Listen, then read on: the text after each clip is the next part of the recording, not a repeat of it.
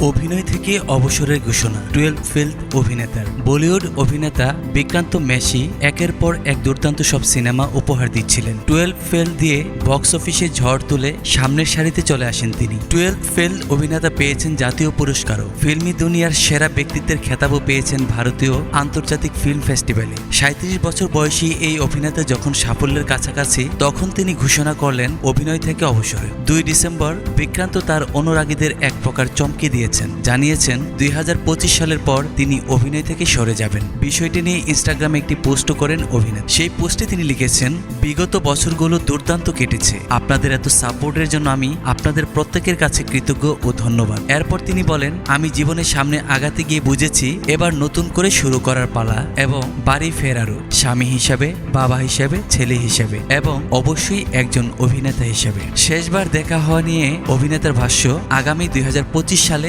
আমাদের একে অন্যের সঙ্গে শেষবার দেখা হবে, আবার যতদিন না সঠিক সময় মনে হচ্ছে। শেষ দুটো ছবি আর অনেক বছরের স্মৃতি। সবাইকে ধন্যবাদ সবকিছুর জন্য। আপনাদের কাছে আমি চিরকৃতজ্ঞ থাকব। গণমাধ্যমের খবর অনুযায়ী বর্তমানে দুটি ছবি নিয়ে ব্যস্ত আছেন এই অভিনেতা। একটি হলো ইয়ার জিগরি এবং আঁখো কি গোস্তাখিয়া। তার লেখাতেও সেই দুটি ছবির কথা উল্লেখ করেছেন এই প্রজন্মের জনপ্রিয় অভিনেতা।